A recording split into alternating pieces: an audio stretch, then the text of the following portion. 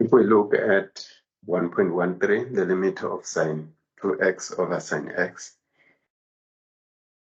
well, the first thing again is to check whether 0 is in the domain of our function, and we realize that it is not. Therefore, we must rewrite the argument in such a way that 0 will be in the domain of the new function. So what we have is that this will be equal to the limit x is approaching 0. We can use an identity which tells us that this is true.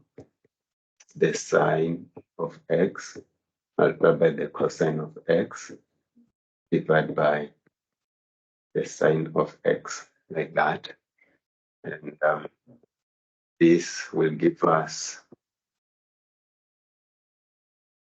a new function, 2 cosine of x. Cosine of x and sine of x will cancel out. And we know that the cosine of 0 is 1. So this is 2 cosine of 0, which is 2 times 1, which is 2, like that.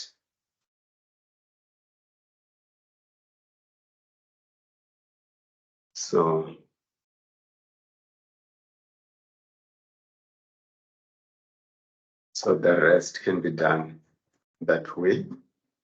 And if we look at number 2, let us take number 2. We want to find the limit of f of x, where we are given that f of x equal to x squared if x is less than 3, 7 if x is equal to 3, and 2x plus 3 if x is greater than 3. So what do? This is number 2.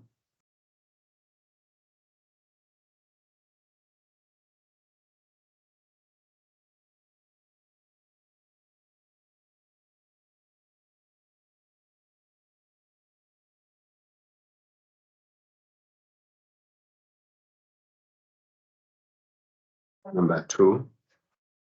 So we talk of the limit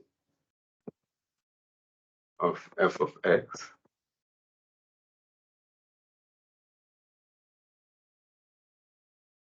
X is approaching 3 from the left, which is going to give us limit x is approaching 3 from the left of x squared, which is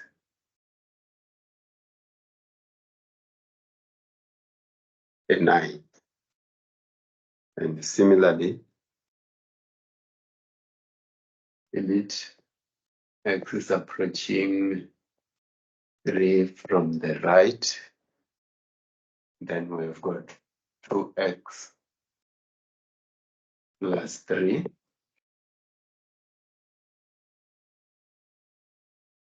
which is going to give us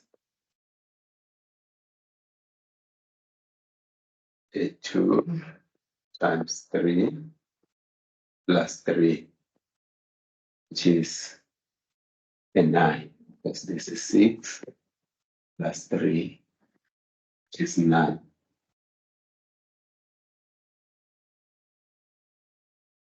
So this is telling us that the limit, therefore the limit of f of x as x approach 3 is equal to 9, like that. So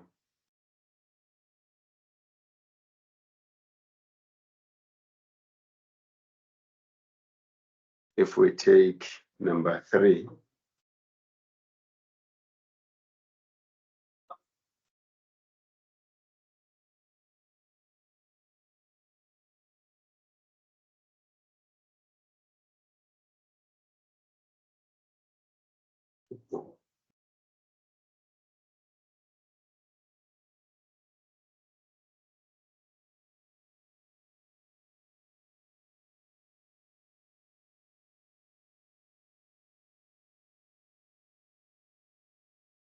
if we take number 3,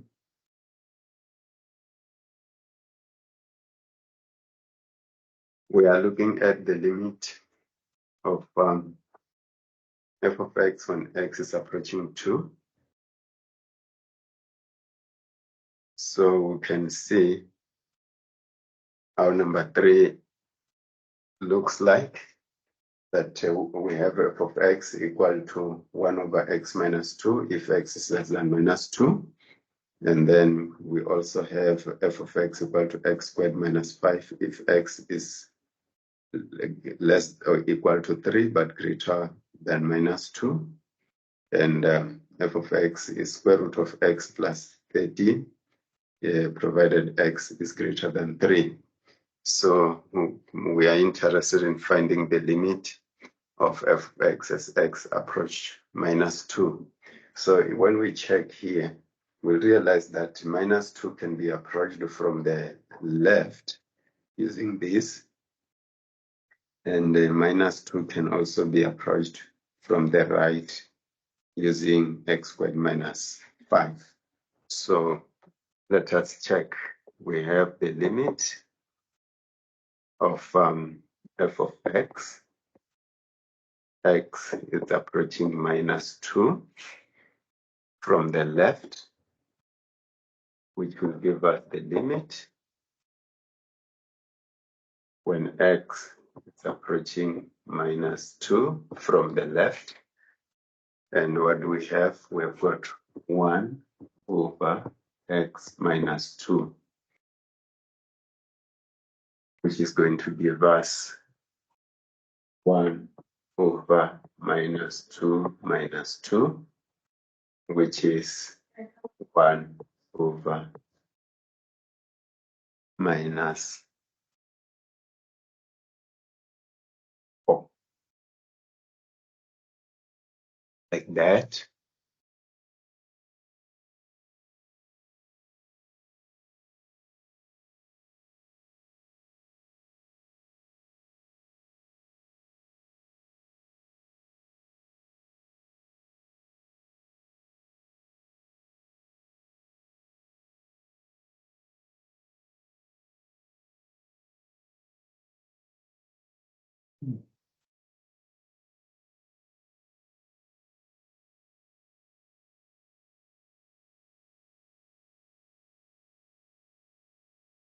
So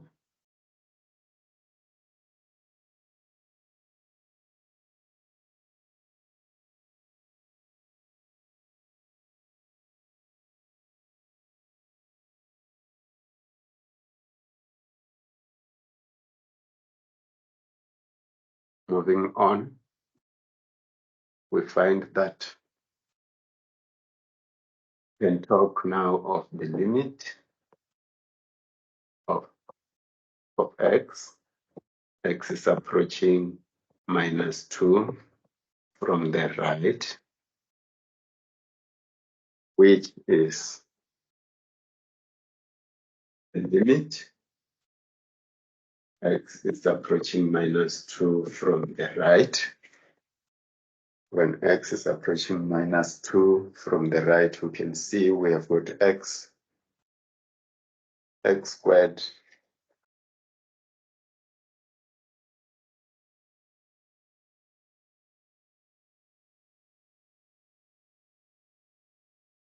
minus 5.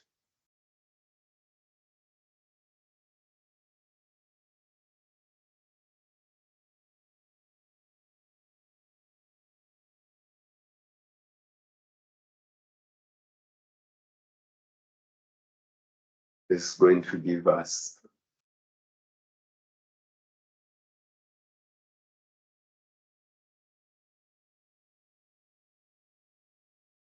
-2 squared minus 5,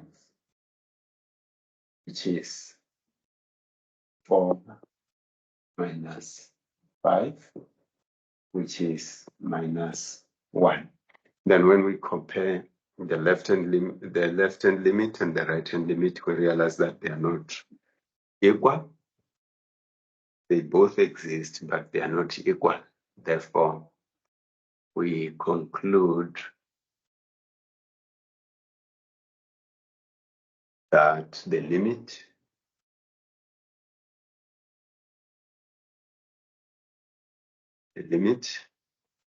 x is approaching -2 of x does not exist.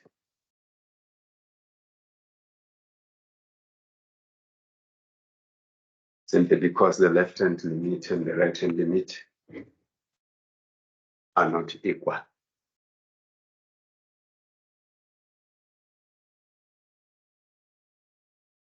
Now, lastly, we can look at maybe number 4 or number 5.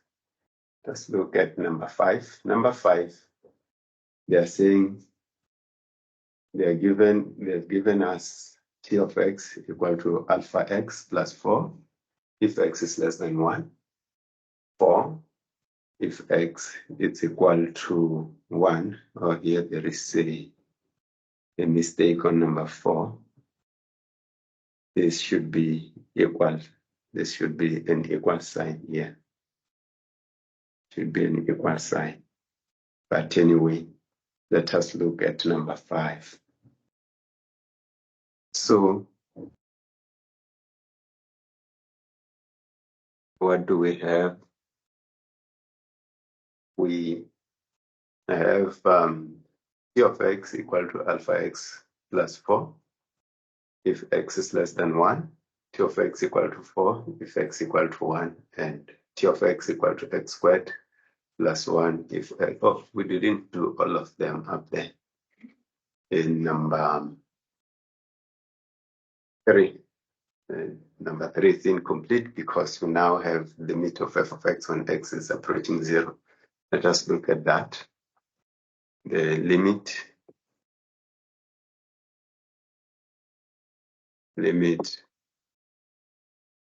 of f of x when x is approaching 0. And then again, we can see from what we are given here that 0 is found between -2 and 3. So this will be equal to the limit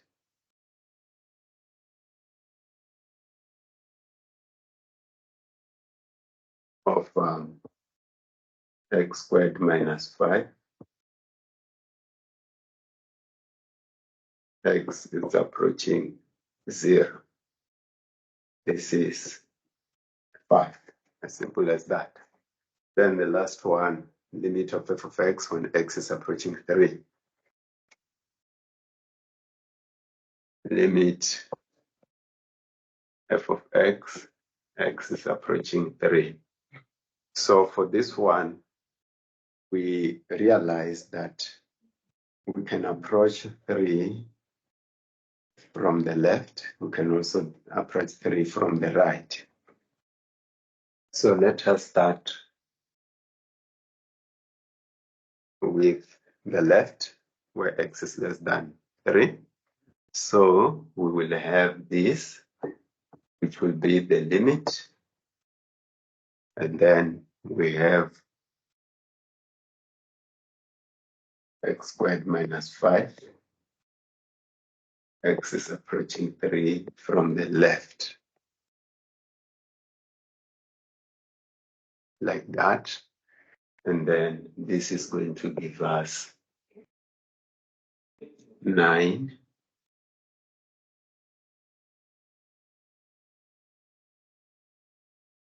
It's a 4. Then similarly, limit f of x, x approach 3 from the right.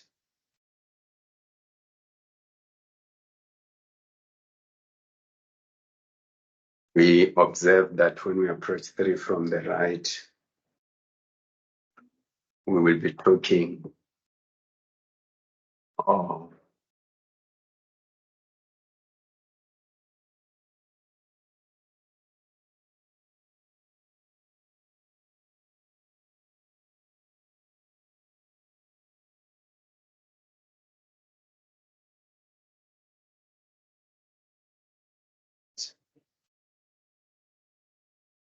square root of x plus 13. X is approaching 3 from the right. And again, this is square root of 4 plus 30, which is 16, which is a 4. So this is telling us that the limit of f of x, x approach 3, is equal to a 4. It does exist like that. So I was saying that if we look at number 5, looking at number 5, we have number 5. We are looking for alpha such that the limit of t of x when x is approaching 1 exists. And then again, we can approach 1 from the left. We can also approach 1 from the right. So we understand, or we see that this is giving us the limit of tx. X is approaching 1 from the left. This will be equal to the limit. X is approaching 1 from the left. And when we're approaching 1 from the left, x must be less than 1. So we've got alpha x plus 4. Like that. This is going to give us alpha plus 4. Then we look at the limit of tx. X is approaching 1 from the right, which is going to give us limit. X is approaching 1 from the right. Then when you approach 1 from the right, we have x squared plus 1. X squared plus 1, like that.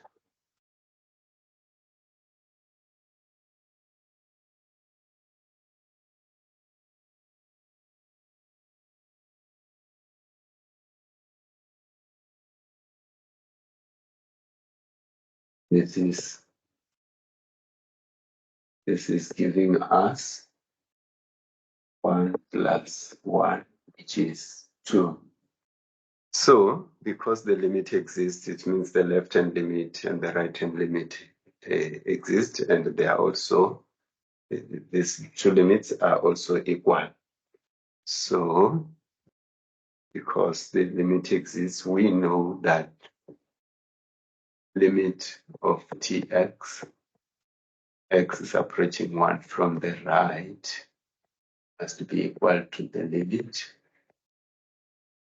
tx, x is approaching 1 from the left. So in that case, it means alpha plus 4 will be equal to 2, and alpha is equal to minus 2, like that. So we can do number 6, it's just a routine. Then let us look at number 7. Few problems on number 7.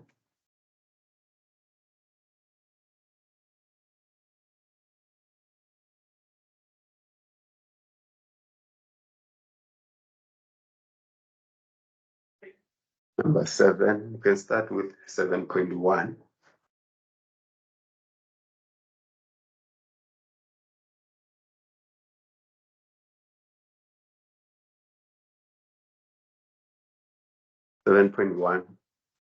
We are looking at the limit of sine 7 lambda over sine 5 lambda. Lambda is approaching 0. Then this is based on the fact that the limit of sine theta over theta when theta is approaching 0 equal to 1. So we must rewrite this in such a way that we'll be able to apply that.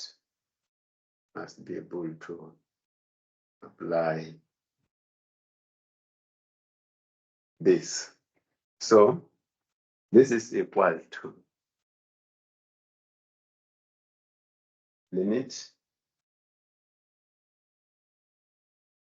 lambda is approaching 0.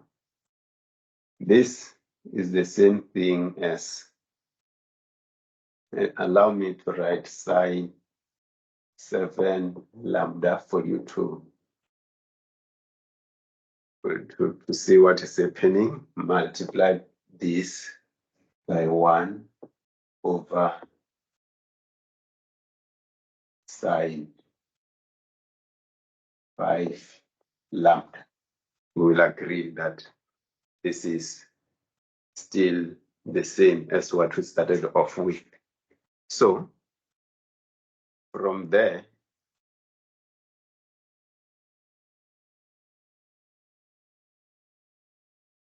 note that this is the limit. Lambda is approaching 0 there.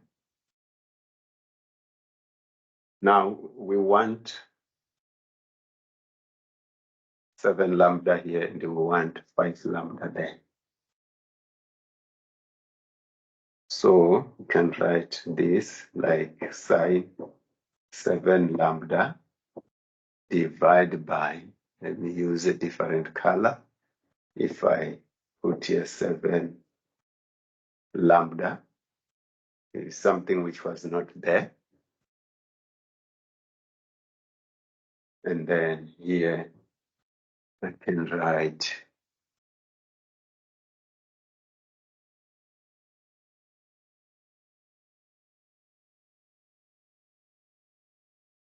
5 lambda over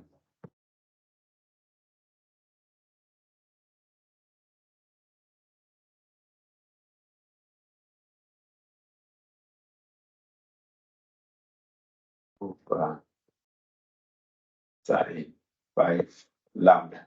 But now we have introduced things which were not there. We have got 5 lambda and 7 lambda, which were not originally there. So it means we can just balance out everything. We can say here at lambda and lambda can cancel out. Then we have 5 over 7, which is 7. Oh, this, which is 7.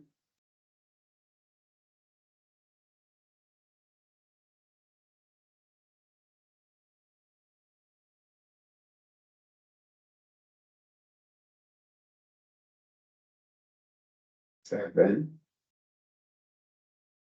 over 5. And you will notice that if I put 7 over 5 there, then we are back there, isn't it? Yes, for 7 and 7, 5 and 5, lambda and lambda. Then we apply the limit loss. This is a constant. So according to the limit loss, if you have the limit of a function multiplied by a constant, you can take the constant to the left-hand side of the limit. So we have got 7 over 5, which is a constant. The limit lambda is approaching 0 of sine 7 lambda divided by 7 lambda. Multiply this by the limit 5 lambda over sine 5 lambda. Lambda is approaching 0. And now at this stage, we can see that we can apply our theorem. So this is 7 over 5. The limit here is 1. The limit that side is 1. So we end up with 7 over 5, like that. Then moving on,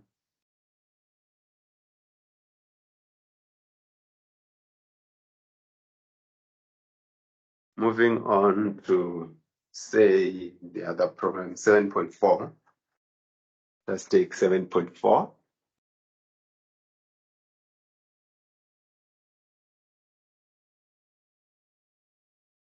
Let's take 7.4.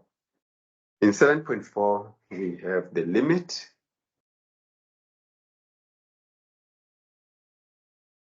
of sine x minus 1 over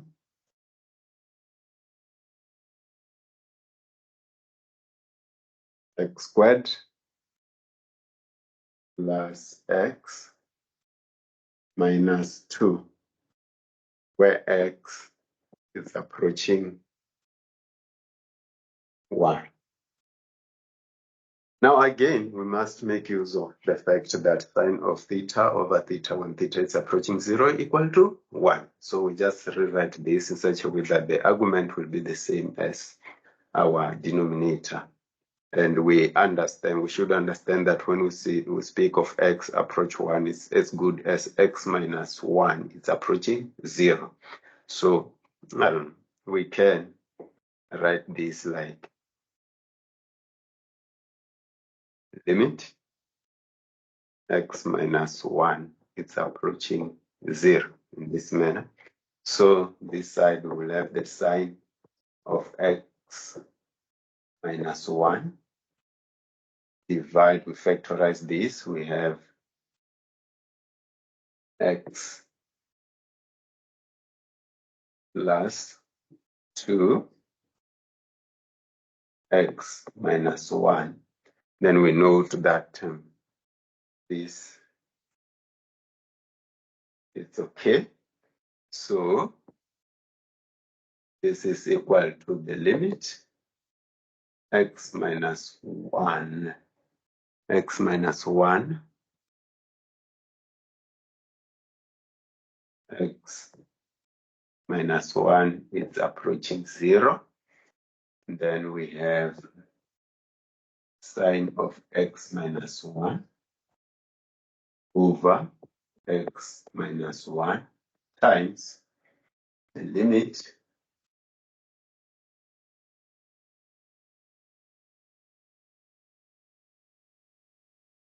x minus 1 is approaching 0 of x plus 2, like that. So the first one here will give us 1.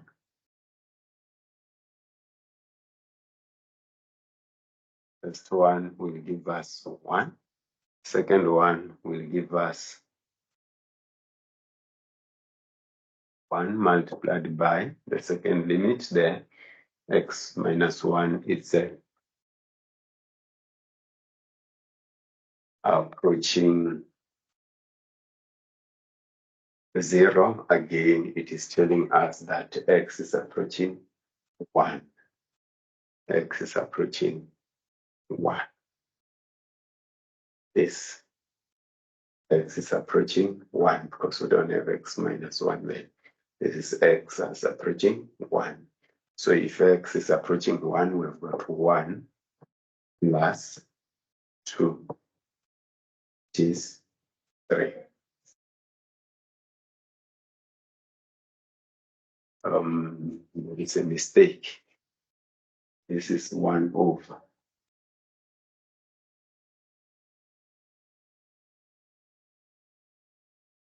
It's 1 over that, yeah. Then now everything is sorted out.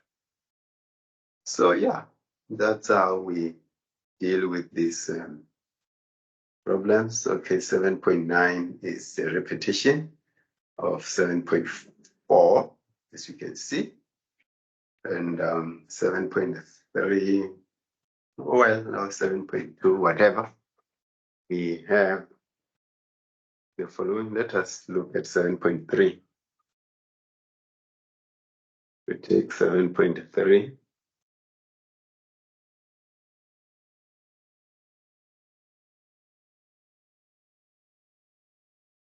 We are looking now at the limit of sine 3h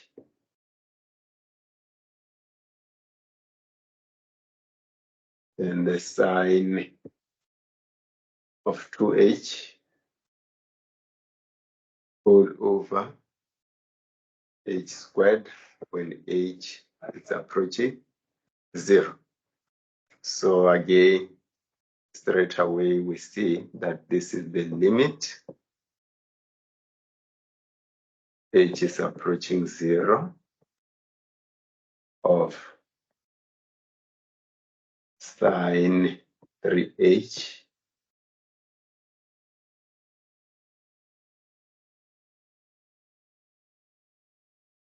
over h times sine 2h over h, because this is h squared. So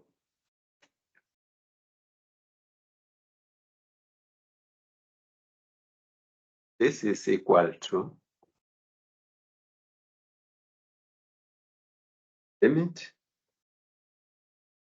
h is approaching 0 of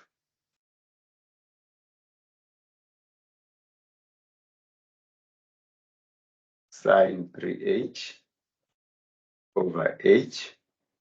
Now I'm bringing in a 3, which was not originally there.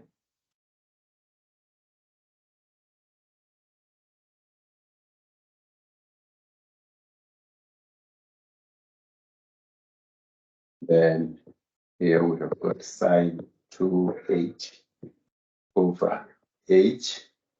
Then let us bring in a 2, which was not originally there. Therefore, this is telling us that if we have a 3 here, it's just like 3 over 3. In other words, I write 3 over 3, then I know it's 1. Here, if I write 2 over 2, I know it is 1.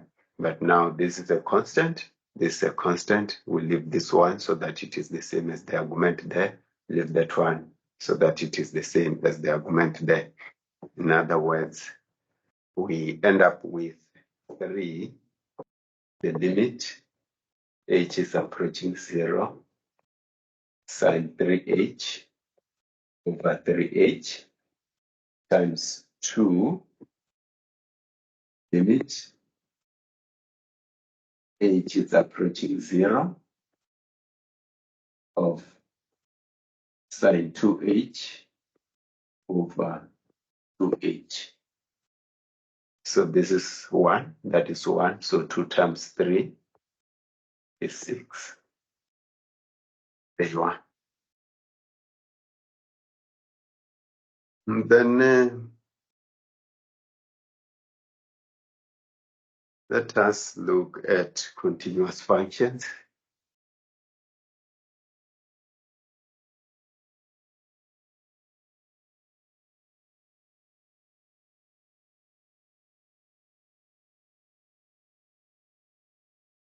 For continuous functions, we know that for a function to be continuous at a point, say A, 3 conditions should be satisfied.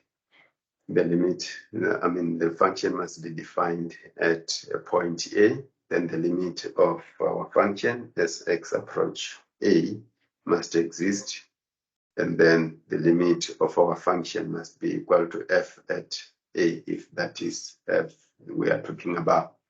So basically, we are looking for the number. For the first one there, they are saying let f of x equal to mx plus n when x is less than 1, f of x equal to 4 when x is equal to 1, and f of x equal to 2mx minus n if x is greater than 1. Then we want to find the values of m and n that will make f continuous on the whole of R. So again, because we appeal to the definition of continuity, so let us look at 8.1. 8.1. So when we look at 8.1, we note that if we talk of the continuity of our function,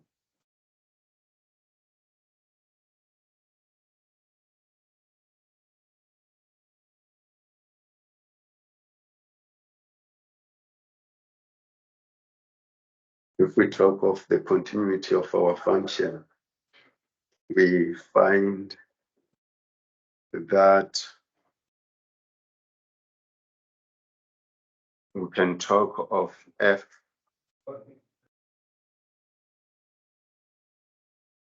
of 1. F of 1, what is f of 1? F of 1, we check when is x equal to 1. X equal to 1 here. So f of 1 equal to 4. So we are. Apart from that, then we talk of the limit. Check the existence of the limit. So we have limit f of x. X is approaching 1 from the left.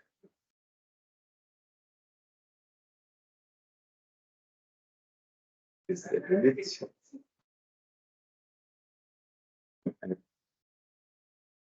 Plus n.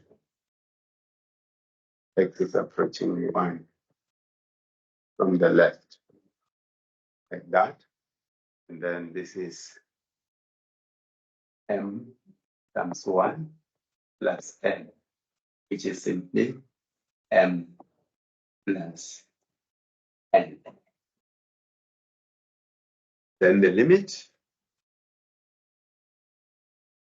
x is approaching 1 from the right, f of x equal to limit, x is approaching 1 from the right. And what do we have? We have 2 x minus n, like that.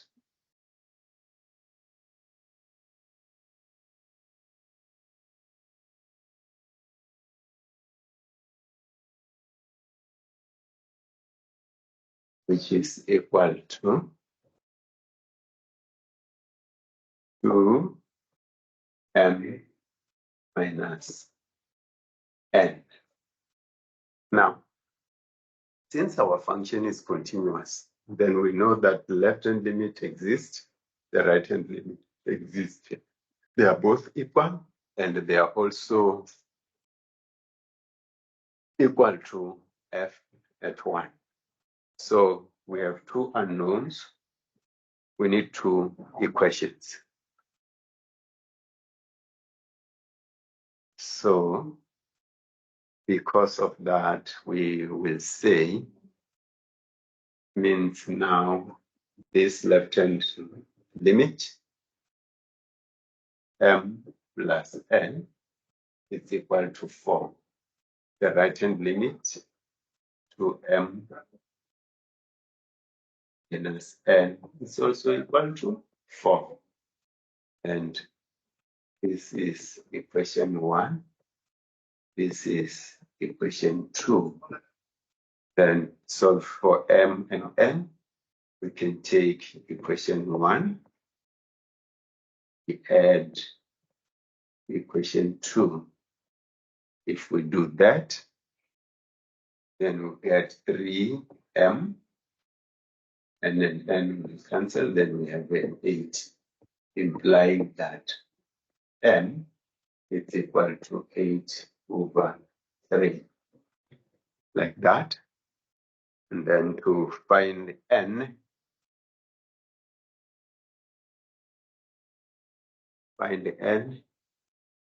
because we already have m from 1.